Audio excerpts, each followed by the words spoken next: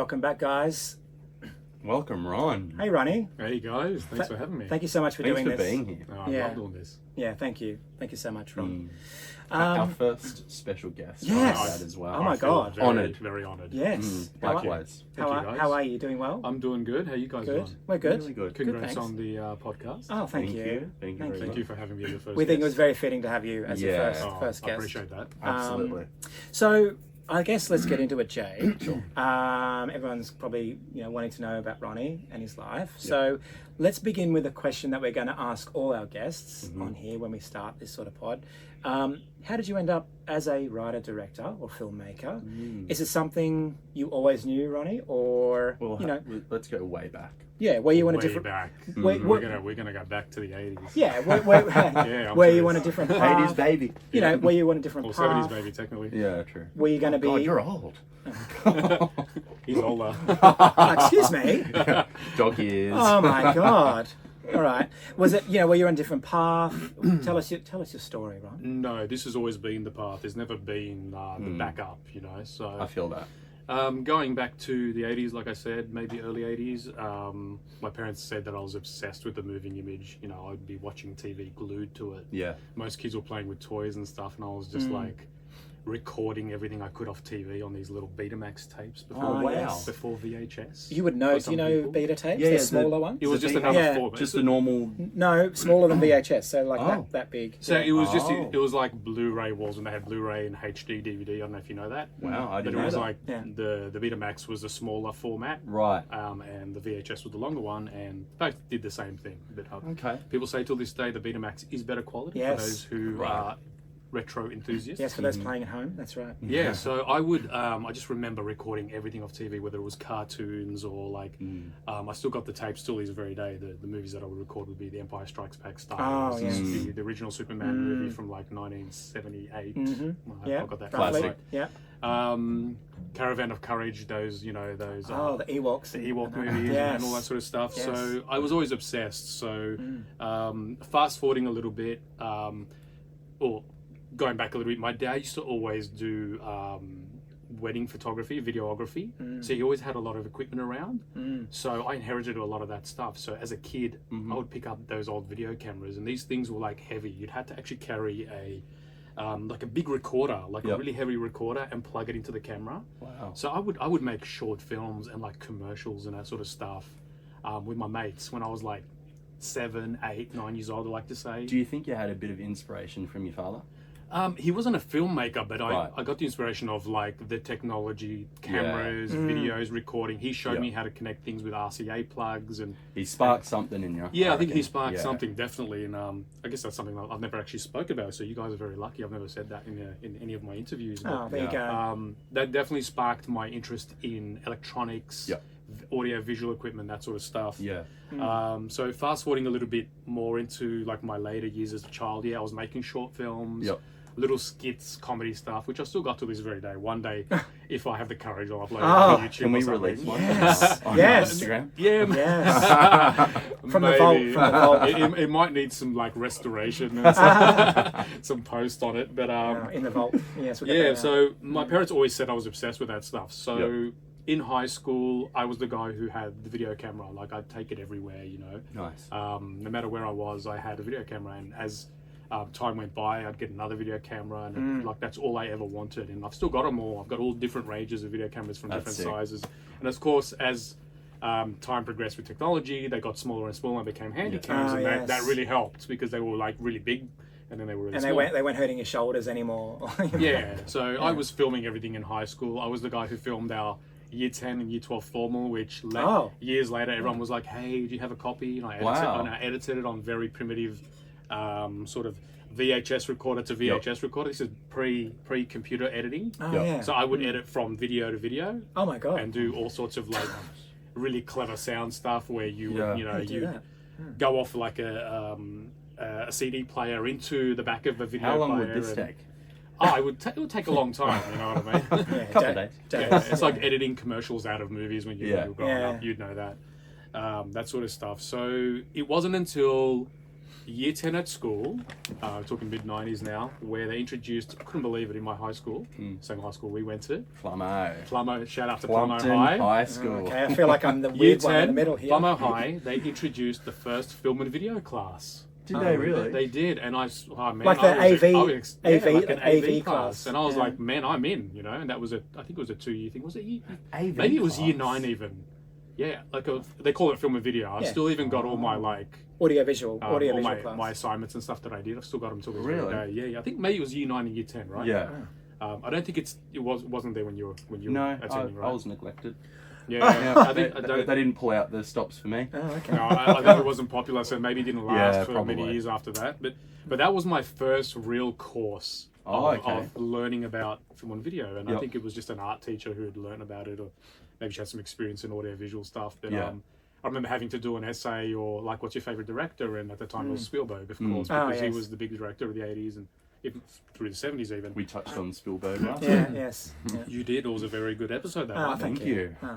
And so I knew from that point onwards that this is what I'm going to do. This was Yeah. my first real education, I guess. And even though it was a high school education, I was like, I've got to seek something after high school. So I told my parents, and they're like, you got to get a real job. And I'm like, but at the same time, they were like, honestly, it happens. I know, it still of does. course, you know, Yeah. they said you got to get a real job. You Yeah. know, and I'm like, it is a real job. I mean, Literally. what do people do when they come home from Yeah. work? They turn on the telly Yeah. and basically watch a movie or whatever. Yeah. This is, you know, now it's Netflix. You've got everything. You've got everything at your fingertips. You know, so I think it isn't until you actually have your work on screen that they see it and they realise that you're serious about it. which took many years after Yeah. that. I agree. I Yeah. agree. I agree. But then I sought out some like after school sort of like courses that you know, the PCYC. Yep. There was one over at somewhere in Blacktown or something, and Okay. they were holding some courses and stuff, and they would actually let you borrow some of their equipment. Oh, So I Okay, signed that's pretty cool. So I signed up for that sort of stuff. I was doing that a little bit on the side. So I did some community courses and all that sort of stuff, and then finished high school. I was 17 when I finished high school, so I was quite young compared to everyone else.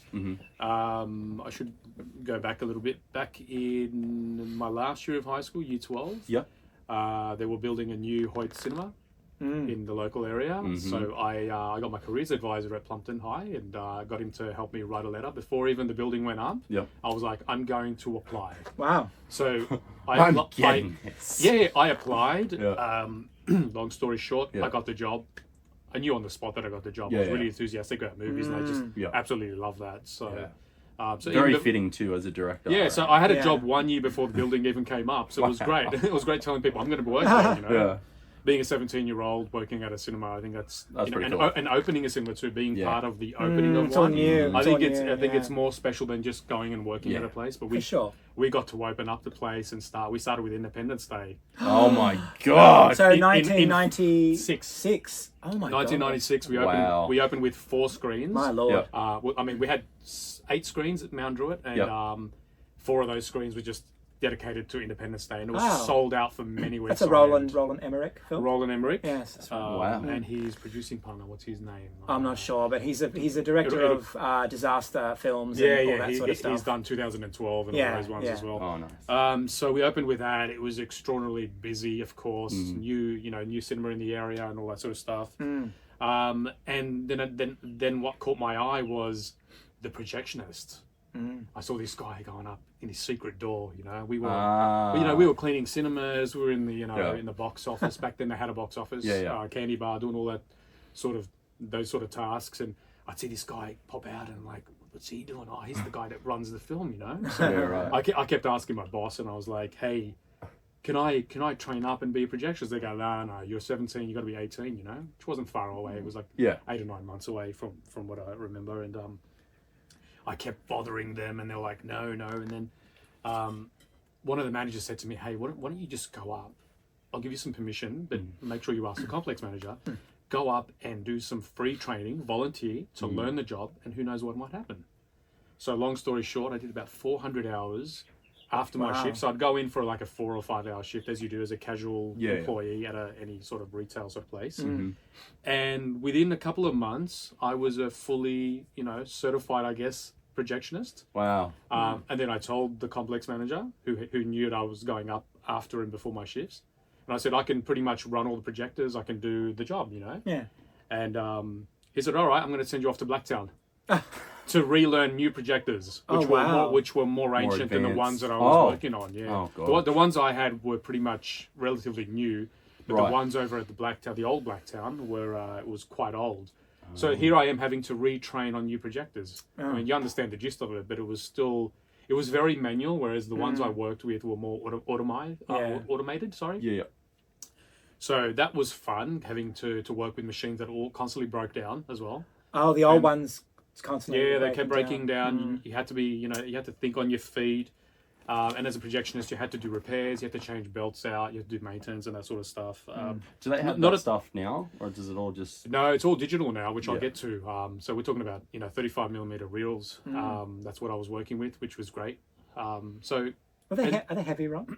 Like the old reels? The canisters that the film came in were quite heavy, and sometimes you had to carry those really heavy canisters upstairs because there was no lifts. Oh, yeah. So that was probably the hardest part of the job, is getting the film reels. And if you've got like 13 or 15 films playing on 8 screens, because they swap some films out, it's actually quite a lot of work, and then when you finish the film, you have to actually break it back down and then take it back down the stairs and that sort of stuff. So there was a little bit of work involved, but man, it was the best job I've ever had. I can imagine. It lasted almost 20 years.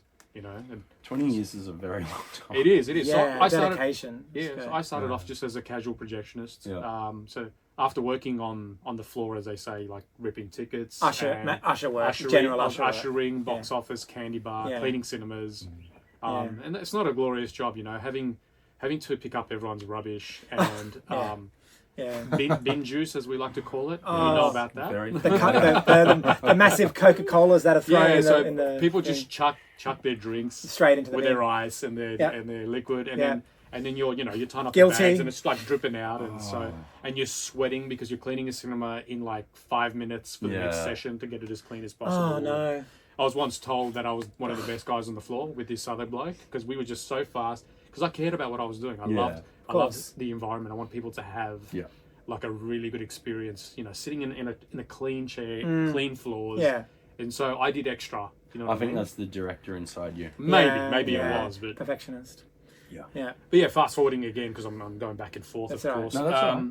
Ended up being a casual projectionist for many years. Then they sent me to different locations, which was great. So you got to work at different locations, different projectors, and then just work my way up to what you call a 2IC, second in charge projectionist, where you get a little bit more power to do things. You start doing maintenance on the machines, because it's like a car. There's mechanics in it, and you have to sort of do things and programming and all that sort of stuff. And eventually, I became the chief projectionist, which is like a technical manager, looking after a 12-screen complex over at Wetherill Park. Hey. So that was the ultimate goal, working there. And I was still sort of doing films on the side, but that was my sort of day job, if you like. How old were you when you hit that level? Like when you hit that? Good question. Roughly. Oh, geez, man. I'd like to say late 20s to early 30s. Oh, yep. Yeah, I usually you take over a guy who's been there for like 30 to 40 years. And you're just waiting for him to die, or there's a new sheriff in town. Yeah. Get out. My boss was a guy who was pretty much in his 60s or 70s. Oh wow! And I only got the job because he retired. And I was next in line. I had to interview for the job. Ron pushed him down the stairs.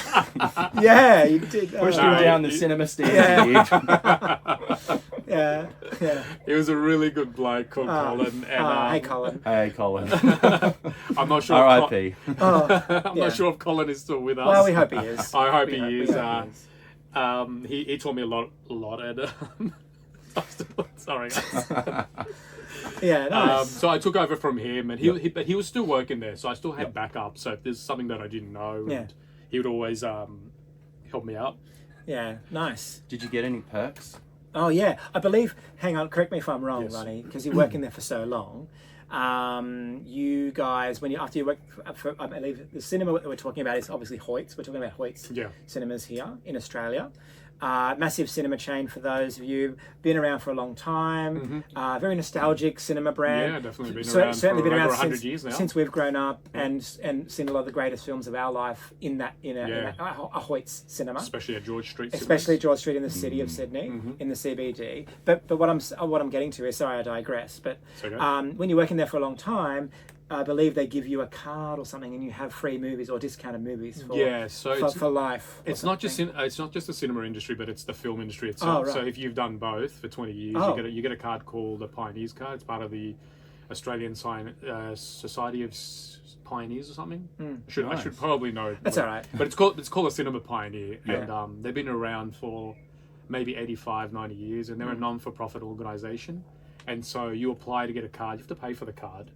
But once you get the card, you get 2 free tickets every day for the rest of your life. Every day. Every day. Yeah. Oh my god. You'd never have to pay for it. Oh wow. No, you don't. Yeah. Wow. Oh, I'd love that. But working at Hoyts, you still get a staff card, and that allows you to get free movies as well. I can't remember what the rule is, and it's probably changed since then. Nice. But I think it was like you get free tickets every day as well on your staff card. That's great. Yeah. Nice. So that is the perks of working in the cinema industry or the film industry. Do you get access to any of the movie posters? Oh, mate, they were like a shit fight. Can I say that? Yeah, why not? Why not? So the greatest thing about being a projectionist is where they kept the posters was upstairs.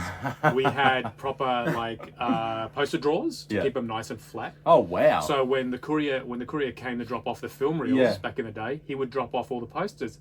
So I would try to get first dibs on the posters, of course. Oh, nice, I love that. Yeah. Only if there was multiples, of course, because Yes. they had to go to the poster boxes. Now they're all digital poster boxes. But yeah, so of course, sometimes you'd have to wait till the posters have been used, and then obviously we would grab them, and then all my mates would ask. Yes. I literally have hundreds of movie posters at home, including banners. Like I'm talking about the banners that you see hanging from the ceilings and stuff. Wow. Any of like the cardboard cutouts and stuff like that? The cardboard cutouts wasn't something I was really interested in, but Right. I mean I could have got access to that as well. But for me the banners were the best. Yeah. Because I got Star Wars banners, I've got Avatar. Have you got them now? I've still got them in your yeah. house. They Oh, do wow. worth some money Spider-Man. now. Yeah, they would. You could sell them. Yeah, I could, but I can't. Let's make some money. I'm a big film collector, obviously. But you're not getting your hands on it. Oh, why not? I might actually gift some stuff to you guys because it's just sitting. I know where you leave your front door key, right? you don't know where I've got it locked up. Oh, okay. Right. But I might actually start gifting some stuff to people because I don't know if I'm going to do anything with it. But I'm an avid collector. My wife calls me a hoarder, but I've got stuff from like the 1950s. Wow. I've got original Star Wars print cards.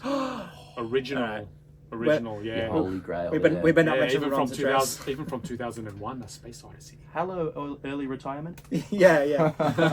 Sitting on a gold mine. No, I don't think I could ever sell them. I think they're too. I'll give them to the kids, and if they don't end up being movie buffs, which they sort of are at the moment, then they can sell them and they can, give themselves a better life. I need to ask a quick Sure, I'm question. talking too much. Have a drink while I think go about for it. So you were mentioning before, I just have to know about the bin juice. So I know it's a bit left field. So did the bag ever burst and a whole bunch of Coke and stuff come out all over the floor and stuff? Always, because when you lifted it out, like did it happen? Gross. Yeah, a lot. Oh, that's because gross. We tried to pack in so much, and because we're rushing as well, it happened multiple times. Popcorn mixed with like Maltesers and whatever else, and half-eaten choc tops, ice cream. Yeah, so it was. Are we sure it was a choc top?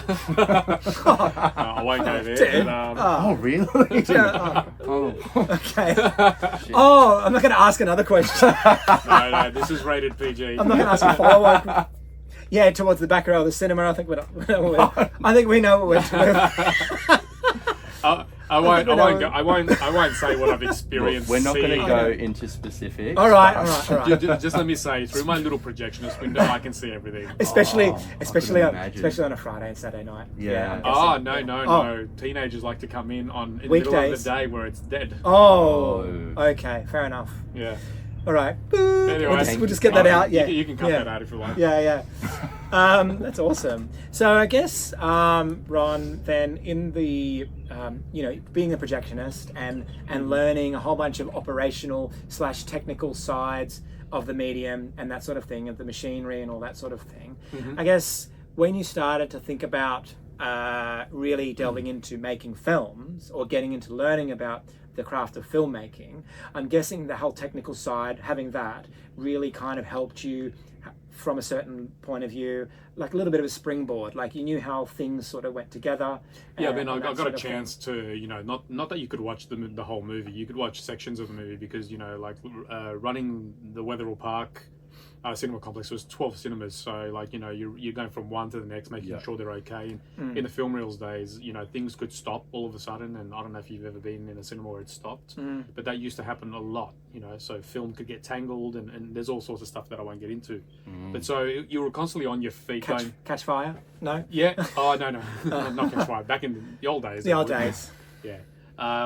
So you're constantly on your feet. But what I did learn being a projectionist was, like taking in like the frames. You might be here for like a minute, but you're just absorbing it. And usually, most of the time, I've got a little sound dial that I can turn so I can hear the sound. But most of the time, I'd walk past, check it with the sound, turn the sound down, and just watch it without audio. And some of the greatest cinematographers and directors have said, if you can watch a movie without the sound, and understand exactly what's happening, then that's a well-made movie. And that's something that I learned.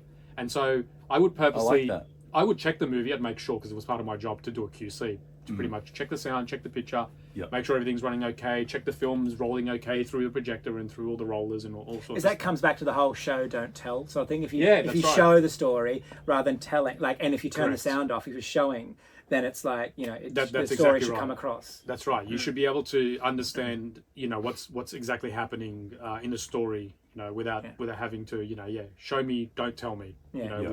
Which means if you need a lot of expositional dialogue, it means that you haven't really got a good story or a good script, because you're having to tell everyone every little detail, and you're starting to treat the audience not intelligently in a way. You know what I mean? And films that do that, and I mean a lot of big blockbuster films still do that.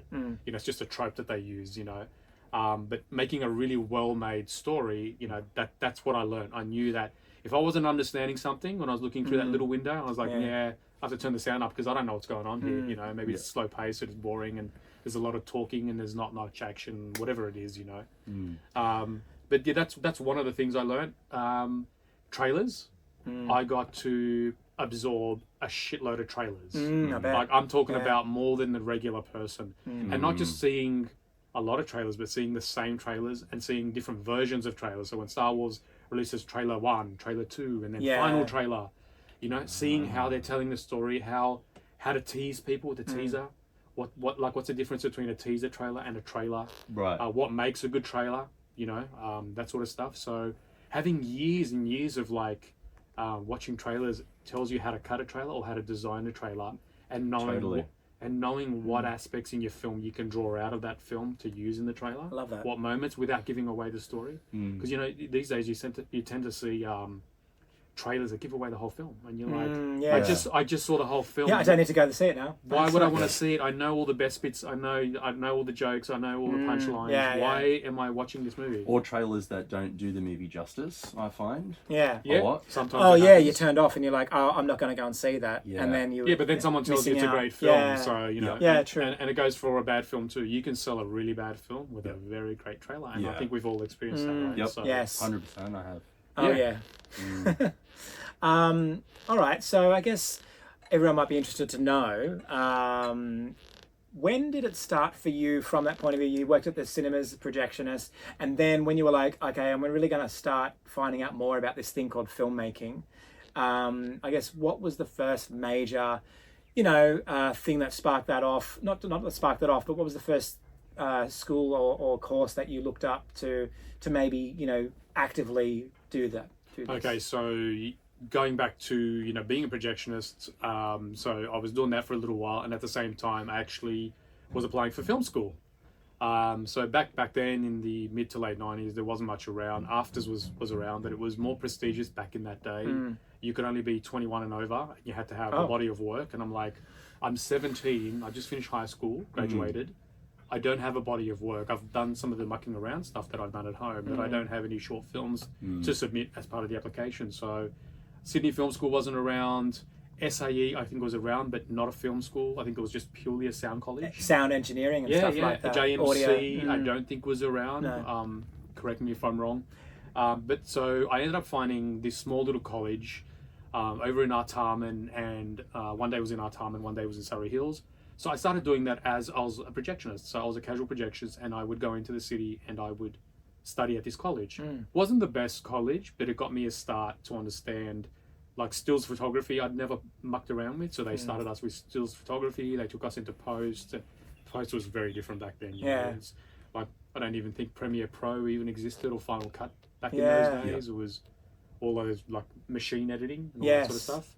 Like cutting the film or something. Yeah. So I did that for a couple of years, graduated, and at the same time I did some afters workshops. Okay. So you could do workshops, but you couldn't do the full, directing full degree, whatever it was back then. Still working at Hoyts through all those years, studying, of course, and making short films on the side with friends and that sort of nothing professional. So I was still making films, but it wasn't until I met you at that film school that we met in at. 2006, 2007? Circa 2006, 2007, which is really what pushed me to make a feature film. So I'd done the shorts, didn't really get much success out of my shorts, still learning, had very primitive equipment, couldn't really afford it at the time, I guess, you know, working casual and that sort of thing. So met a bunch of guys at film school, which I'm still friends with today. Matt was one of the guys. And we went off and made, you know, what we called the $5,000 feature film called The Day Hollywood Died. It was our first experimental feature, I would like to add. Yes. We didn't know what we were doing. We'd done film school, but we didn't know how to do a budget. We didn't know how. No, but we just pretty We much were just getting started. we just put our heads together. Yeah. We've got $5,000. Let's make a film. We were a lot younger. one location. And, we had read the book Rebel Without a Crew by Robert Rodriguez, who did Once Upon a Time in Mexico, and his first film El Mariachi was really the film that made us go out and say, hey, you know what? If Robert Rodriguez can make a film for $7,000, and and if you know the story, he went for medical testing, like they would test like medical stuff experiments. on him. So experimental they medicine. paid him to do experiments on him. And they would medical. Experiments. Read the book. It tells you all about it. Okay. So Crazy. he would go in and they would inject him with things and whatnot, and he'd get paid some money and he put that towards his film. Yeah. So he, Jaden looks like death warmed up right now. The look he's giving me. a passionate filmmaker will do anything pretty much. Just they will sell their bodies. Pretty much. So he took that money. He made that film El Mariachi, and he wrote a book called Rebel Without a Crew. I highly recommend everyone listening to Rebel Without any filmmakers. Rebel Without a Crew, filmmakers, because he was a man. He was a one-man filmmaker. So that's what the title means. It's Rebel Without a Crew. He made it himself. He shot it. I think he acted in some of it. And, That's cool. It's been a while since I've seen it. He edited. Auteur. Yeah, auteur. He's an auteur. A true auteur. Yeah, Yes. but he was the guy that made us all think, you know what? You can go out and make a film for very little money. Yeah, so we we went, how much money can we put together? We put $5,000 together, and this is before smartphone days too, folks. Way You know what? I exactly. feel like that would have been a substantial amount of money back in correct. 2006. Well, it felt like it when you were working casual hours and you weren't earning that much It money. definitely was. And there's a possibility it actually was becoming full time at the time. I think I was maybe, but still, like, you know. So was this a project only between you and Matt, or was there other people? No, we had a whole heap of people from that school help us on it. Cool. So majority, I would say, we took from that school, and then then colleagues in the industry came to help us on sound and whatnot, and and we did it. It took a few years. It took us about 3 years to complete because we didn't know what we were really doing. And we shot a second unit at a different location. We shot some additional scenes. Yeah, we realized that we needed some additional scenes and like pick up scenes. So we ended up doing that like 2 years after the original shoot. So we ended up doing that. Did all the posts ourselves pretty much. Got a bunch of people to help us, and had a big premiere over at Fox Studios, Hoyts. Oh my! What? For those in Sydney, we had actually banners hanging from the ceilings and stuff. Yes. That's cool. That's at the entertainment quarter for those in Sydney. EQ, yes, at the entertainment quarter. I don't know, it's not Fox anymore; it's Disney now. Yes, that's right. It was there. It was there, yeah. Yeah, Fox Studios. That's a pretty big deal. Yeah. So we, I had connections to Hoyts, so that really helped. Oh, that's right. Get a really good deal there. So we had a big premiere and. It was a great night, It's not the best of films. It was an experimental film, but it was something that it was knowledge. It was knowledge. Experience. It was probably it was probably a better film school than actually going to film school. And I know Correct. film schools will hate me saying that, but it's true. You need it by doing. The best way is just to go out and just do it. Exactly. Especially with the technology we have today, you can I do agree. pretty much everything yourself. There's no excuse really. There Yeah. isn't. Very I mean, just easy use to- your phone if you haven't got a camera. Yeah. You know what I mean? Yeah, So, exactly. Anyway, so that got selected for a festival called the ECU, the European. Oh, it did too. European something festival. The day Hollywood died. The Yeah. day Hollywood Day in France. So, Is that still active today?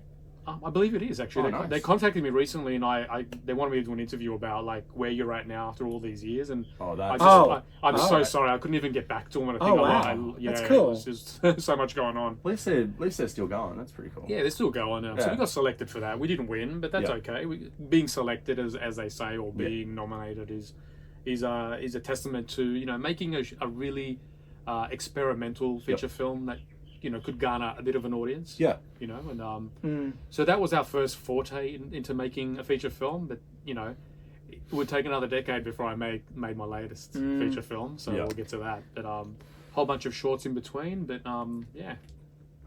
I've got a question for you. Sorry, man, I talk too much. No, it's fine. It's fine. No, we don't. Have a drink. I've got a question. Have you dabbled in acting? Oh, that's a good That's question. a good question. No one's ever really asked me that. So back in high school, I did a bit of drama. Nice. There was like a little class down the road that I used to go down to after school, and I was too shy. I just could not like perform in front of people. No, that whole stage fright. Yeah, I had a bit of stage fright at the start. So yeah, I just quickly knew that I dropped that Yeah. class, and I was like, nah, I think I want to be behind the camera, that sort of thing, Yeah. Yeah, I did Rocker Stedfords.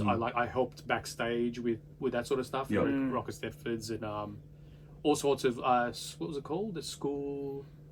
What was that other Stedford sort of thing? There was the Rocket Stedford, The like the School of schools, Art, or no? the schools of Stedford. That's Plumpton High. But I guess you naturally gravitated back again. School Spectacular, I think it was Oh, called. yes. Oh, wow. I did Yeah, some of you're that right. stuff, and You're right. So always around the arts, Yeah. like a bit of dancing stuff, like helping with backstage and in costumes, and you'd be proud of me, Matt. I was helping with costumes, Design. and organising people. I was Nice. 15 or 16 at the time, so I did do a bit of drama, but it wasn't for me. I was Yeah. not Yeah. confident.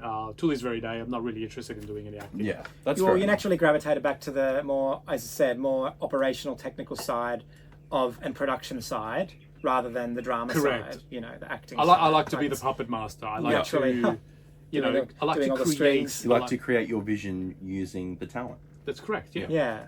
Yeah, I love that. Any other questions for now, Jay? Well, I was going to ask how you two met, but you already answered that. Oh yeah. So let's just I've quickly, got we one can do a recap let's on just that. let's just briefly, before you ask that question, Yeah, yeah. keep that in mind. Yeah. Your question, I guess, quickly. So yeah, Ronnie and I went to film school, to give you a break for a sec. Ronnie and I went to film school together, 2006, 2007. As part of our film school course, we actually made a feature film as part of our course as well. We made two actually. We made two pretty much identical films, but we with still have this. different casts. Yeah, the film is. never to be seen again. Yeah, I no. actually No, it's a have good it. experience. I actually Yeah. have it at home on I DVD. have it too, yeah. Yeah, it's somewhere. I can show you. We'll show it to one you. day. Yeah, okay. We're just not showing the outside world. Sorry. And let's not even tell them the title. So, so anyway, so Ronnie and I met, and we really gelled, I guess, as did. part of that. And a few other of our core sort of people that were in the center of our kind of group of friends that really we did that. That we're still in touch. Some more than others. A handful. Some Did more than any of others. them grow up to be successful? Or? Yeah, or one in particular. Oh, Would you cool. like to tell the people who? We're talking about. Who, sorry. Oh yeah, we're talking about Rahel. Sorry, of course. Rahel Rahman. Yeah, Rahel. Yes. Yes, Sorry, we it met- could we have been a met- few people, That's but right. yeah, definitely I on the think he's the acting. most successful out of all of us. Definitely, Yeah. definitely. So I'd like far, to say. so far. So far. Yeah. Yeah. But hi, Rahel, if you're listening. Yeah. So His career is really kicking off. yeah, really taken off. Rahel Rahman, very talented actor. Yeah, just very absolute talent, really. Yeah, we could see that. He was And- 13 years old when we met him, and we could 13, see wow. we could see Very his talent. He was like a 13-year-old in the body of like a 30-year-old or something. Yeah, He's an old soul. He's an Yeah, old oh, soul. yeah, definitely. Yeah, right. What he absorbed at 13 years old, I don't know what he did in his life watching movies. he was always impersonating like De Niro, Pacino, That's right. and stuff like that. Doing yeah. But not only that, he was really good at doing that. Till this very day, he can tell you the differences between about 50 different accents. Sorry, Rahel, I know probably more than that. But I think he understood the psychology of these actors, what they were doing at the time. So it wasn't just impersonating them, but knowing what the psychology of what their objective was in their scenes, and so he knew stuff to know as an actor. Yeah, of course, yeah definitely. And I think he knew at an early age that it wasn't just pretending, it wasn't just going in front of a camera and saying a bunch of words, but it was really inhabiting truth telling and being very truthful. And I could see that very early on in his life. And we love watching his career take off now, and it's a beautiful thing. He's to see. on a rocket right now. Yeah, on the moon. He sure is. Yeah. Awesome. So I guess we went to film school. Obviously that happened. We made The Day Hollywood Died, which I did production design on. Which you did a fantastic job on. Oh, thank you. It's probably the best thing in the whole film. Soundboard cutting. Everyone does say that about the design. Yeah, it was a great design. It was very resourceful with what we had. Yeah, exactly. And I guess with that, so we did that, and then I guess the fire was well and truly lit for you at that point, and then after that, I guess, how many years was it after that? We'll start talking about, obviously, Streets of Colour very shortly, but, after The Day Hollywood Died, and that was out of the way and sort of released, sort of what happened after that, in between that, and then sort of starting the genesis of Streets of Colour. Yeah. Well, after that, we was seeking a distributor for the film, which we ended up getting it on Amazon Prime, but I believe it's only on Amazon Prime in America. There's been hassles trying to get it onto Amazon Prime in Australia, so that's another story. Nice. But yeah, there was a bit of a lull after that. I guess it was just doing short films in between and trying to find a bigger budget to make a better film, as you want to keep making better and better films, and then you need money for that, unfortunately. And I tried the government funding aspect and wasn't so lucky to get anything at that point. So it was just years of just like honing my craft. And when I say there was a lull in between, it wasn't really a lull. I was still studying. I was watching films every day. I dare say some nights I was watching 2 movies a day and studying those movies. I was still reading books about screenwriting. I was watching every documentary about filmmaking that I could, whether it was about VFX, special effects, Good on you. about editing, about everything. Just learning constantly. Sponge, just absorbing everything. I heard once, I don't know who it was that said this, but they said you should be doing one thing every single day towards honing your craft, no matter what it is. Yes. Whether it's Very acting good or... advice. And I still live by that every day. And there's no excuse for saying I don't have time. You're in the car, you're driving, you're catching a train to work, you can listen to a podcast like this. True. And learn all the things you need to learn. Read a book, audiobooks now.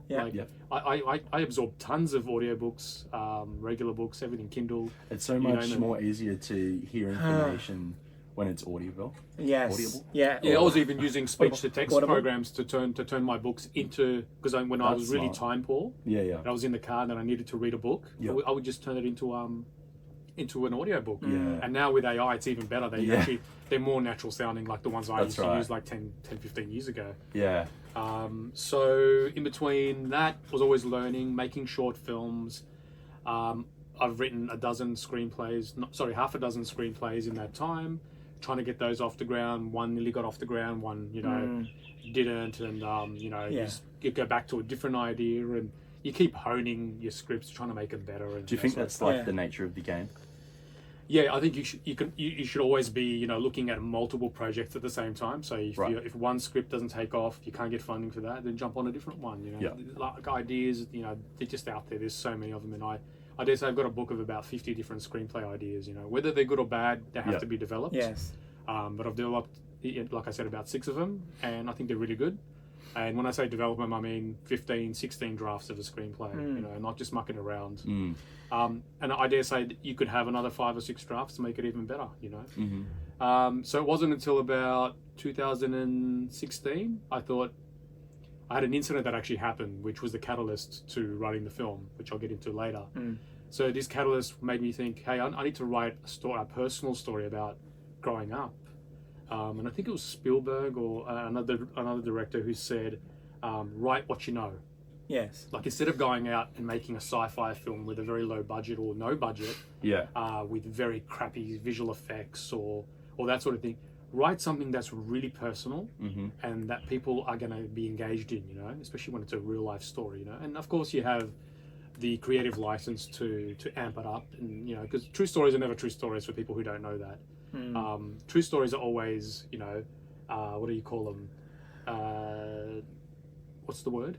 True stories. True stories. No. True stories Like are truthful? like they're not completely true stories. Oh, They're they're amped up. They're there's some heightened there's or- some they're heightened. Yeah, they're heightened. glorified there's some a bit. there's some Glorified. there's some So- creative license. Yeah, so on Yeah, them. So when I say based on a true story, Yeah. that's what they mean. It's based. It's not Yeah. completely. Not everything you see is a true Yeah, I Yes, get you. yeah. representation of what happened in that story. Yeah. So we did the same thing.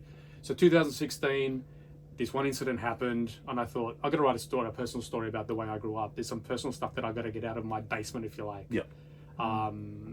Something that I think will be cathartic for me. To Relatable. So yeah, something relatable. Yep. I mean, I think multiple people have gone through what I've gone through, and Yep. I want to talk about this a little bit. Totally. It took a good 3 years writing that screenplay, and I pretty much sent it to a couple of friends. They had a bit of a read, and I knew that when people started saying, "Hey, this is really great," and I was getting responses like, "Hey, man, I cried like 3 times reading this Oh, thing. wow. Wow, this thing's powerful. This thing's emotional," and which I obviously planned to make it that way, but you just don't know if you're going to evoke those emotions out of people. Right. So I knew I was on the right track, and that's when my producing partner Yolandi Franken. Shout out. Hi, Yolandi. Shout out, hey Yols. She's a Wonder Woman. She'll probably be on this next. Yeah, she will definitely be on. It's This it's the pod at some hierarchy, I stage. guess. Yeah, but yeah. And so she read it. She loved it. Obviously, she gave me a bunch of notes. We went back and forth, and Yep. we revised it, and then started basically looking at, hey, let's make this thing. We've got no money. We haven't been successful getting any sort of government funding. So it was like, hey, that's not going to stop us. Going to go out and make it for whatever money we can put together. And so we started putting a pitch together, and I started casting for about a year. So between 2018 and 2019, I spent a whole year casting all the actors that you see in Streets of Colour to get the very best That's actors. interesting. Couldn't afford a casting director Yeah. agency, so that's what we did. And during that process, we just pretty much getting everyone, hey, who can put money in, doing the crowdfunding thing, which wasn't that successful, to be honest. And it wasn't for a gentleman called Dr. Raj Patanka. I hope I'm saying that right. Oh, he's a legend. Dr. Raj, our godfather, Yes. who pretty much helped make the film possible. And without his love and support, we couldn't have made the film. And Wow. Yes, we love you, Dr. Raj. love you, Dr. Raj. Shout out to Dr. Love you, Dr. Raj. Yeah. So luckily that came through, and by 2019 we started shooting the film. Got that shot in about 30 days over a few months. Then COVID hit towards the end of The shoot. end of shooting. Yeah. We were on set towards You just finished shooting, I think, and then it came. No, we were hearing things. Oh, we okay. were on set, and people were like, "Have you heard about this Corona thing?" And because I wasn't sleeping. I was like sleeping 3 hours a day, and shooting like 12 hours plus traveling and all that sort of stuff. So I wasn't tapped into the news or anything, but I heard people whilst setting up cameras and stuff. I was hearing people talk about coronavirus, and they're like, "Oh, it's really big over in China," and blah blah blah. And anyways, we were lucky. We finished shooting without any problems, and then everything shut down. And so now I'm left with a film that's just sitting there. Luckily, I had a couple of great editors who were able to help for a little while, but then, long story short, I had to take over the edit because they had to move on to other projects. Everyone was like screaming for like work and money. And, Yeah. no one was getting paid. That's and right. that sort of stuff. And got it made. Obviously, I'm thinking I'm going into the process too much here. Yeah, that's all right. Got the So film. so you took the wheel and edited it yourself? I ended up finishing the final cut, which is what Okay. you see today. Yeah. I'm not an editor. I know how to edit. I can edit really well, but I'm not an editor. I'll just say that. Yep. So we ended up with a 2-hour version. Distributors wanted us to cut it down to an hour and a half to 1 hour and 40 minutes, which we did, and it plays better having cut it down. I wasn't really economical with my storytelling when it came to the screenplay. I think I was trying to say too much. And so what I learned in the edit was that you can actually tell the same story with less screen time. And people don't want to sit through 2 hours if they can sit through 1 hour and 45 minutes, or I think it's running at 1 hour and 42 minutes. So pretty much, like what you can do is condense your story, And if you're really talented, you can do it on your screenplay.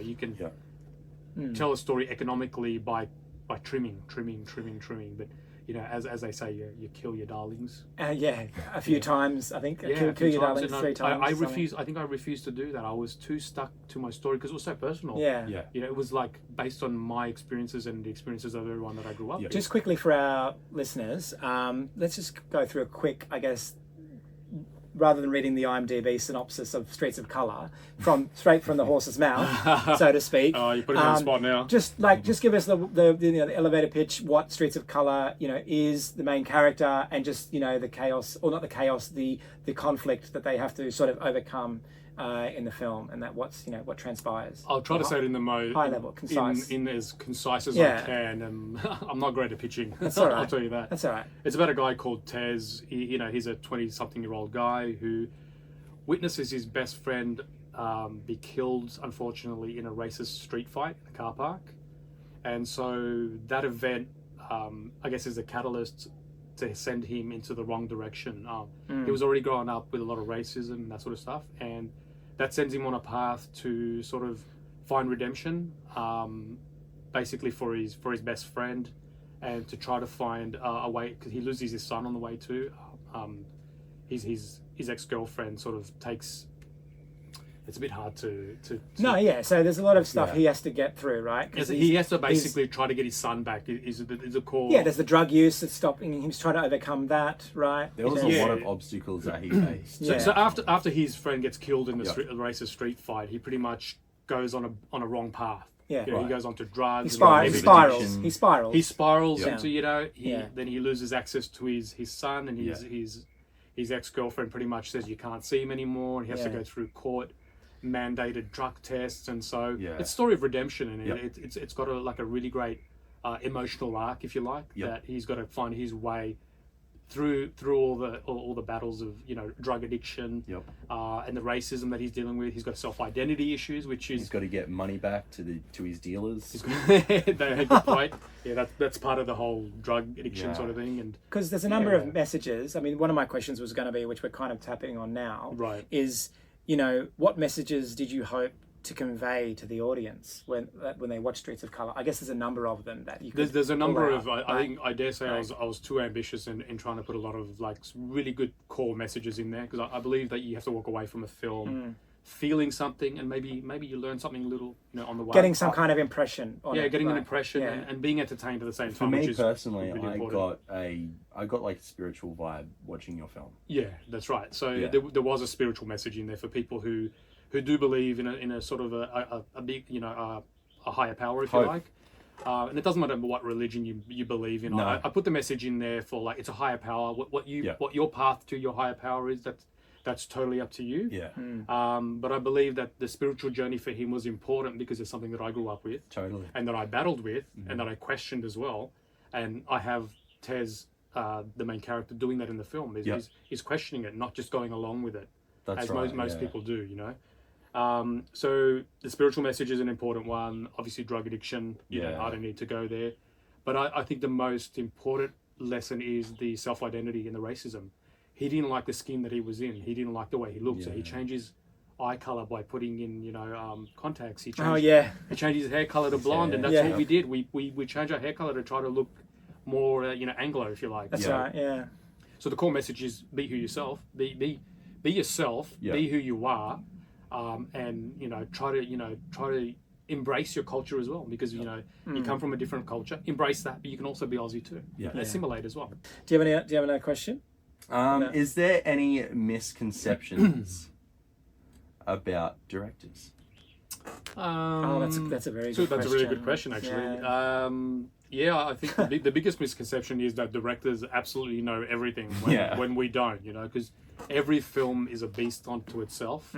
One day, you're directing, a ship. You're on a ship. You're on the seas, for example, or one day, you're in a house shooting something. So you don't know what you're going to be shooting, and every film is its own animal. You could be in the jungle one day, and so you've got those environmental factors, and the director has to do research on every little thing. Right. You can't just walk in and know everything, and everyone expects you to be like Spielberg. and that's not what we are. We take on a project, we research, we do as much as work as we can. Don't know what that sound was. Sounded a bit eerie. Sorry. sound effects. Pardon me. Yeah. Yeah. So I think that's the biggest misconception that you're this god. Mm. You are the captain of the ship, and you should know a certain amount of information Yeah. on what's going on. But you're only human. You don't have all the answers. Yeah, we're only human, and sometimes you have to give us a break as well. Yeah. Really? Shock horror. I thought you did. I thought you did. Really. Come on. We need thinking. We need thinking. Sorry. We need thinking space just like everyone else does. Yeah. Nice. So, yeah. I love that. Let me ask you something, Ron. So obviously Streets of Colour was released last year. Went through a lovely roadshow, I guess, through a number of limited theatrical release through Australia, and especially through New South Wales and Victoria and other places around the country. Tasmania, there you go. Tasmania. So my question is, after all that happened, and what did it feel like when you actually heard you actually got a nomination for not only one prestigious award, but two, one being obviously the 2024 AACTA Awards for Best Independent Feature Film. And for those of you that don't know, AACTA, which is AACTA, basically it's the Australian Academy of Cinema and Television Arts. Correct me if I'm wrong.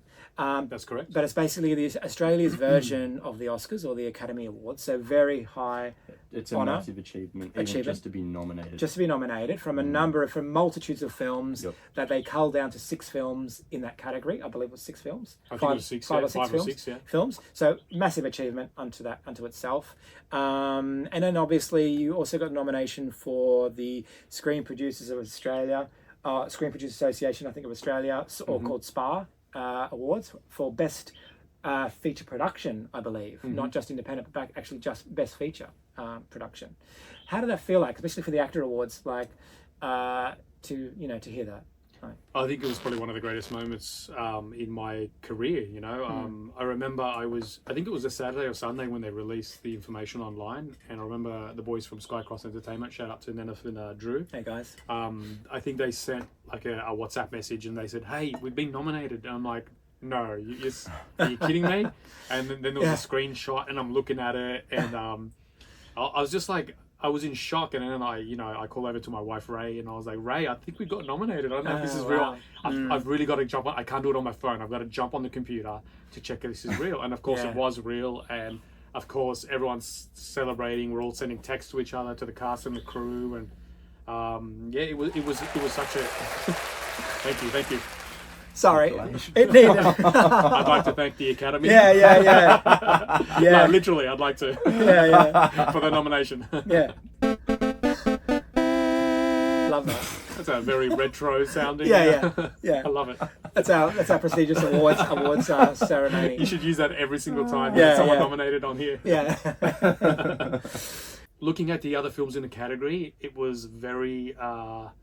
You're amongst good company. Yeah, it was amongst good company and filmmakers that I, had been watching my whole life, and people that I looked up to. So it was great, and being in great company. And I was like, we don't have a chance here. These guys have had much bigger budgets than us, and we didn't win for obviously. Everyone knows that, but it was really great being in their company. Well, we got nominated, right? So a number of people, multitude of people watched the film, and they voted. And they voted. They voted for the film. They deemed us worthy of all the others. About like 40 or 50 films. Correct me if I'm wrong. Something like that. I mean, in consideration, might be a few hundred actually. Yeah, I don't know. it's quite a lot. And then they cull it down to about 50, and then that goes on something called AACTA TV. Yes. So if you're if you remember, you'll know what I'm talking about. And then you get to watch all the films, which I did. Actually, I think it ended up being 21 films because I watched all of them. Okay. I watched everything that I was up against to see my competition and my peers as well, because I know a lot of the other filmmakers making these films, because it was either their first film or multiple films that they've made. So it was great. And the SPA nomination was also I'd like to say also we were the underdog in both categories. Yes, You know, definitely we a dark horse. We probably had the smaller budget out of all the films that we were nominated against in both categories. How much Yeah. was the budget, if you don't mind me asking? Oh, I can't divulge that. Oh, that's okay, I'll have to kill you. Just put a finger. Have a guess. Have a guess when you look at the. Let's just say production it's really low. You know, Yeah. really low. Okay. value. Yeah. Yeah. Yeah, really low, but maybe not as low as you might think. But yeah, Yeah. a bit low. All right.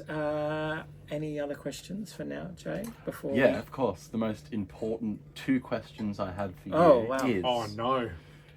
your top 3 favorite films. Oh yes. Ooh, you want me to pick 3 out of hundreds or I'll, thousands? I'll give you 3 I have the because same problem. I had the same problem with Matt when I asked him what his favorite movie was, and he couldn't choose one.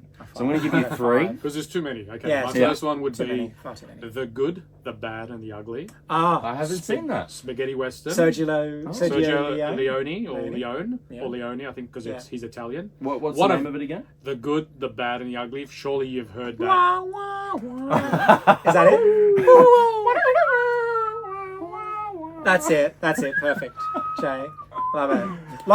Lots of extreme close-ups of eyes and stuff. Yes, you know, you'll like- see a lot of films since then have borrowed from Right. the cinematography. It's got one of the most unique cinematography in a film that I've ever seen. It's Yeah. just everything about it, the music, the cinematography, Mm-hmm. the acting. It's just unique, isn't it? It's one Correct of me those- if I'm wrong. It has like the cinematography is like either ultra wides It is or ultra wide, or, yeah. or extreme close-ups of Yeah, like, exactly. of facial and they do expressions. things that you never do. You jump from like a extreme wide to like a extreme close up and Yeah, that right. sort of stuff. you So know. is it like a cowboy? Yeah, it's a West cowboy. movie? Clint Yeah. Eastwood. Yeah, yeah. Clint Oh, Eastwood. Clint Eastwood's in it. Eli Wallach. And a guy called Lee Van Cleef, and they made 3 films called they called the Dollars Trilogy. Oh yeah. Yeah. And Clint Eastwood plays the man with no name, so you know he doesn't have a name in the film. He's only ever referred to as Blondie. Oh, okay. You know, Yep. so that's something right. that people have used in other films as well, Yeah. where the person hasn't got like the main character doesn't have Yeah. a So I'm not looking at you because it's hard to because I'm turning away from the microphone. That's all right. Is that the film where he goes, "You got something to say, punk"? No, Oh no, that's later. That's Dirty Harry. That's later. Ah, okay. That's later. Is it But that? No, but it's the same actor. Yeah, Clint yeah. Eastwood. Clint Clint Eastwood does Eastwood, say yeah. that. Yeah. So, Legend. so that obviously is one of the most iconic films of all time for Yes. me. So that's number 1. That's number 1. But not in any order. This And is no, not in and any no order. And these are not Yes. my. I'm just picking 3 Right. because Yeah. you know you put me on Yeah. the spot. Yeah, yeah. These wouldn't be the 3 that I would pick. Probably Yeah. somebody else asked. Yeah. But no, Yep. I think the Good and Bad, the Ugly will always come in as first. Correct. Another one would be Gladiator. In Oh, 2000, yeah. 2000. I mentioned that one too. Really well made film. Yeah. Obviously a great story. Russell Crowe wins Oscar for it. I think wins Best Picture. I I'll have to think Google. so. I'm Wins pretty Best- sure there's a new one coming out. If I'm Oh, right. it already came out, I think. It's well, yeah, Gladiator 2. yeah, I believe. Yeah, yeah. yeah. I Denzel think it's out Washington's in now. it. It's out now. Ridley Scott, one of my favorite directors of all Yes, time, yeah, absolutely. directed. Absolutely. It's just a great story told Yeah. very well. You know, you have Richard Harris in it, who I think passed away a little bit after. He was the one who played the original Dumbledore in Harry Potter. That's right. Yep. Yeah. Yep. And just great performance by ensemble cast, great music by I Hans agree. Zimmer, great cinematography. And great production design. Great production design, great sets, great costume. Yeah. Just a great bit of film. Yeah. There's All just the elements were all, great. I Yeah. was just about to, you Yeah. took the words out of my Sorry, mouth. yeah. Every single element that you want in a film to work, Yeah. that film has it all. Yeah. you know? Third film would be Girl Interrupted with Oh. Wow. Interrupted Didn't- with that was Angelina a- Jolie. with Angelina Gee. Jolie. That's left of Re- center. Purely Renona because it's a smaller film, Yeah. and it's just got such a great, powerful story. Yeah. Yeah. Obviously, it's about a mental asylum or a health. clinic of Yeah. mental health, and Angelina Jolie's performance. Oh my God! It's undeniable, isn't it, that one? It is one of the greatest performances that you'll ever see on screen. Yeah. Yeah. I dare say if you haven't seen the film, go out and see it. And I've seen Totally. it multiple times, and every single time it just draws out so much emotion. It evokes so much. Is out that of me. Winona Ryder in that too? Winona Ryder, Yeah. Brittany Murphy, who's no longer with us. Oh yes, Yeah. tragically, An yes. awesome performance by everyone. Yeah. Who was the person that was in that? The guy, was it Jared Leto or I'm not sure. I'm not sure. I can maybe quickly look it up, but yeah. Yeah, So- He was in a lot of films back in that era. I feel like Jared Leto. was it Jared Leto? I'm not sure, but I mean, that's a great film. I mean, they're three It is great. a really good film. They're three great films. Yeah. And you got to check it out. It's like one of the greatest. The first one I've got to do my homework on. I'm definitely watching it. Here we go. So Winona Ryder, Angelina Jolie, Clea Duvall. Clea Duvall, Clea who's Duvall. a big actress as Is well. that Robert Duvall? No, she's not related from the research that I've done. Damn. Brittany Murphy. Obviously, she's not around. Elizabeth Moss. Yeah, she's good old Elizabeth yeah, Moss. They're all really young. We're Fantastic. talking It is 1990. What a stellar It is cast. Jared And Leto. Jared Yeah, Leto yeah, right. Yeah. as Tobias Jacobs. There you Yes. go. Right. Jeffrey. And all these actors were quite young when they were doing this, Yeah. and they were like at the top of their game, even at that age. So Who was the director? So you got me there. hang on. I should know this. So Is it the guy who directed What does it say? American Beauty? No, hang on a sec. Sorry. no, it's not. It's He's all nervous. mind freeze. Girl interrupted. So sorry, the page disappeared. So let me. It's always on the tip of your tongue. Let me just check. James Mangold. James Mangold, who yeah. who did like the Wolverine movie. What was it called? You know that Logan. Logan. Oh yes, Yeah, yes. he's The done. spin-off He's done with like really big films. the spin-off Yeah. with the Matt child. could probably tell you what other big films, but he's a big time director. Yeah. He's done some Yeah, great James films. Mangold. So James Mangold has. He's known for. Yeah, he's done Logan. He's done City on a Hill. Ford versus Ferrari. The Greatest Showman. Vegas. What's another film here? Indiana Jones and Dial of Destiny. Yeah, there you go. There you go. That's a big time director. You know, Night and Day with Tom Cruise, I think, and maybe Cameron Diaz, maybe. Yep. Yeah. Massive director. Walk the Line with your. Walk the Line. Johnny Cash film. Can I pick a fourth Absolutely. film? Yeah. Walk the Line with Yep. Joaquin Phoenix and Reese Witherspoon. I was going to say Renee. Renee's wife. Reese Witherspoon. Yeah. She won an Oscar for that, and I believe he won an Oscar for that too. Yeah. It's about Johnny Cash. Yeah. Oh yes. Yeah. Oh, what a story. Is this I am about Johnny Cash. Johnny Cash and Loretta Lynn? Is it? Yeah, I think that's her name. Yeah. So She was a country music singer too, wasn't she? Yes. not Loretta. Yeah. Not Loretta. This is not Loretta. It's Who did she play again? Loretta. No. Hang on. It wasn't Dolly No, it wasn't Dolly. No. Wait a sec. Where is it? or Tammy. Tammy Wynette, Yeah, maybe. tell me something. No. I feel like it's Is it Patty? Loretta Lynn or. It's not Patty. Oh, it might be. Here we go. June Carter. Yeah, I don't Way know. off. Way off.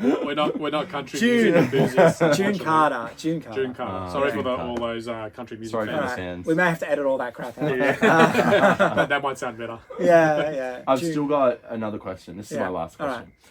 Your favorite actor and actress now? Ooh. Alive or dead? Alive or dead? So Yeah, Alive or Dead, yeah. Alive or dead. Yeah. Oh, that's a tough one. Yeah, it's very tough. Do you want to make it so there's you get like 2 of each? Or 3 of each? We'll Two see or- how we go. Yeah, 2 or 3 male and whatever. At the moment, I think I love Jessica Chastain. Yeah. Absolutely Jessica fantastic. She's a stunning actress. She is. She's beautiful, Yeah. and she's just like So truthful talented. and very Yeah. talented. Anything she does is Yeah. so believable. Absolutely. Actor. Oh, that's a tough one. Who do I love? I like Denzel. I love. I love Denzel. Who really like makes me feel something. You know. Yeah.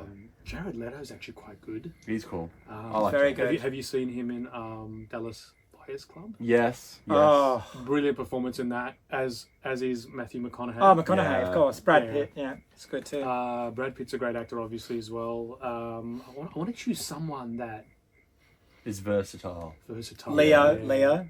But Leo's too of a A-list star, so Right. we all know Yeah. we all know he can deliver. But I mean, You know, obviously, I would say the Pacinos and the De Niros, but that goes without saying. Yeah. And the Brandos and that sort of stuff. there's, I mean, of the new, I guess, fresh okay. faces that are coming out. I mean, for me, just to maybe help you a little bit, you know, Paul Mescal. Paul Mescal, He's yeah, so he good. is. He's been nominated multiple times in the last few years. He's very good. Definitely. You know. There's just too many to name. Yeah. Obviously, your Meryl Streep's, you know. Oh yes. That's our safe you word. have isn't to it? have to always say Meryl Streep. I mentioned her. Yeah. I love her. Yeah. Who else? Who's in Arrival? What's her name? Oh, Amy Adams. Amy Adams, I love. Yeah. Amy Yeah. Adams. Yeah. That's- Obviously, She's- Angelina Jolie, because she's of great. her multiple great performances in what she does. So that there's Yeah. lots. There's Oh, lots. there's too Yeah, many you've there given to us a name. few. Yeah. Yeah. There's too I'm many. very satisfied with that. All right, I'll ask you. Well, I mean, we'll start wrapping up soon, but I guess a couple more questions, Ron. I guess for you as a filmmaker, what are the biggest hurdles for you? I know That's a you good might have question. touched on some earlier, but just to sort of give it its own question, and those people that might be young filmmakers coming up now, what are some biggest hurdles and stuff and lessons learned maybe along the way? There's many hurdles in making films. It's firstly trying to get everyone, cast and crew, on a fixed date that everyone's available. Funding is probably the biggest issue that we have, especially in this country. Trying to make a decent film with a decent budget. It's almost impossible getting a film off the ground. And, you know, like I said earlier, I've tried to have multiple films get off the ground, and you nearly get one off the ground, and then it falls apart. You know? So do you think things definitely need to change in that aspect? yeah, in look, this country? that's definitely another podcast. Things definitely need to be changed. The criteria. We might have an episode where we talk about the national government funding, film finance and funding bodies, and we talk about our thoughts and feelings on them and stuff like that, and what they do, etc. We'll protest at town hall.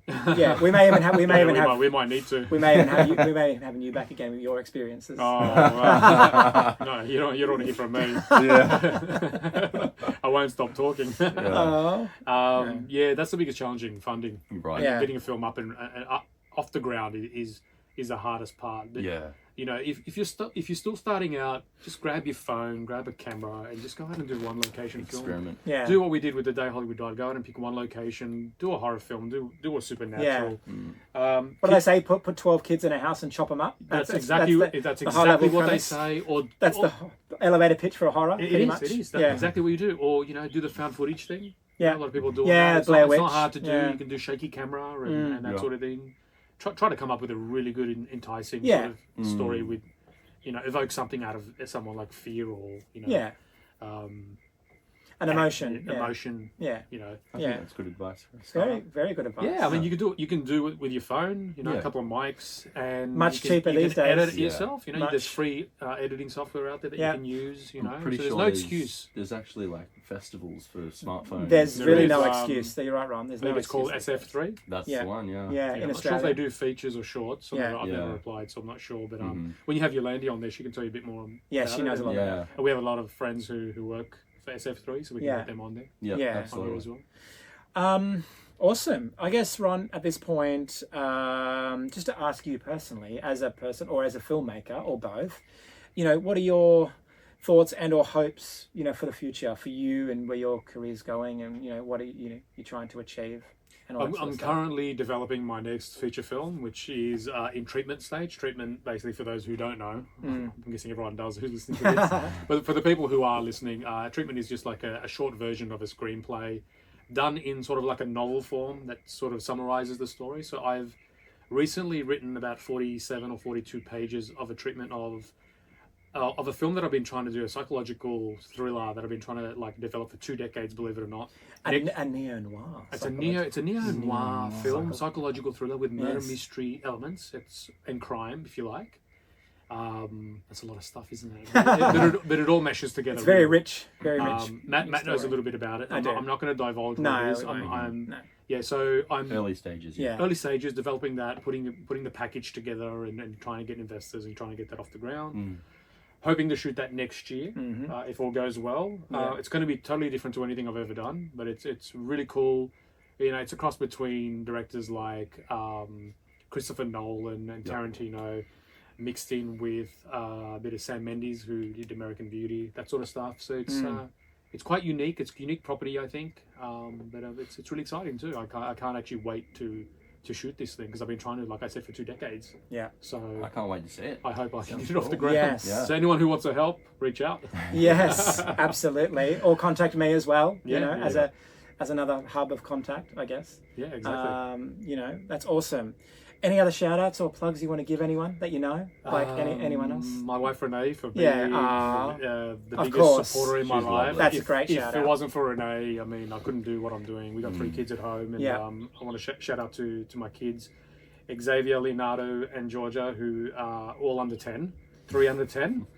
and they had to put up with me making Streets of Colour for 5 to 7 years. 5 years making the film, 2 years releasing it, and still still releasing the film over in the States, by the way. Next week. Oh yes, I'm really sorry. Yeah, that's okay. We need to talk you said about any that. plugs? That's Yeah. the plug. Yeah, so let's talk about that just quickly now. Very importantly, I should say, is Streets of Colour is available in Australia on most on-demand platforms. So you have like Apple TV, you have YouTube, Amazon. you have Google, you have Amazon, Fetch. you have Fetch, you have Foxtel. Wow, that's all in Australia and New Zealand. In Australia and New Zealand, and we are literally, and this is great timing for this pod because it's literally about to release on the 24th of October in North America. In North America, which I think is the 25th over there, because you know how we're one day ahead. Yes. So 24th is the USA release. It's similar, I think, similar platforms. It's also on like Plex and Tubi. And, and all sorts of platforms. Which you can link it in your bio. Yeah, definitely to my cousins, my dear cousins listening in the US. Please go ahead and watch the film. The film. Yeah. I will make sure we do some social posts for the You will US. not be disappointed. For people in the US, that's for sure. Wow, this has been a really great chat. Thank you guys. Yeah, Thank you for having me. Thank you so much for coming on board. Thank you so much. I appreciate you, having me as your first guest. Of course. Yes, I mean, yeah. Hopefully your next guest won't talk as much as me, but Oh, right, come on. Jeez. No. Edit me out if you can. Oh no, awesome. No, you've been a real treat to have, and thank you so we much, couldn't guys. have thought of anyone more fitting to be our first guest on the show. absolutely. So, and guys, just so you know, Ronnie, I guess from time to time will probably pop his head in on the pod, hopefully, if he wants to come back. Oh, of course, I'd love to be back. For certain films that we might do, Ron. Sure. Films that I know that you really love, and you might want to have voice some opinions on, on the air about them, and let everyone know what they might be. Bad and the ugly. Yes. Wah, wah, wah. It'll be your opportunity to watch it. And we can do that. I'm going to watch that. Yeah. I'm probably going to watch it tonight. Oh, nice. It's really long. Nice. Oh, is it? Yeah. Like 2 hours? 2.5 hours, Yeah. or close to 3 hours. Yeah, maybe we could watch it tonight. Oh, is it? Oh, Yeah. yes. Yeah. Mm. Yeah. Anyway, with that thought, We could. Thank you so much, Ron.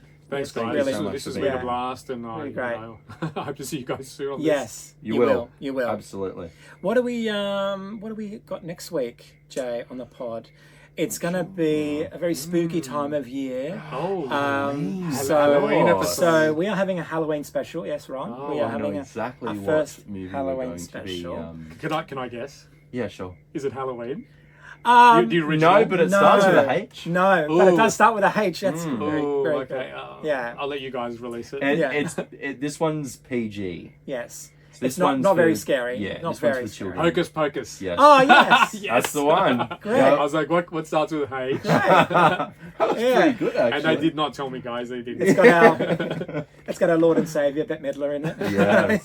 Sarah good Jessica old Parker. Yeah. Betty. Yep. Betty, yeah. Yeah, so we're going to be talking about that next week Yeah. to celebrate the spooky season. Yeah, it'll be a fun one, I think. Yeah, Awesome. absolutely. I haven't Yeah. seen that in years. Yeah, Oh, no, that either was have I. like- I need to rewatch That was it. like my holy grail growing up. Yeah. I Especially think I'm around- going to have to start watching the movies Yeah. that you do podcasts on, so that when I'm listening, I'm like, yep. do your research. I'm gonna call up while you're doing that and say, hey, talk about this part.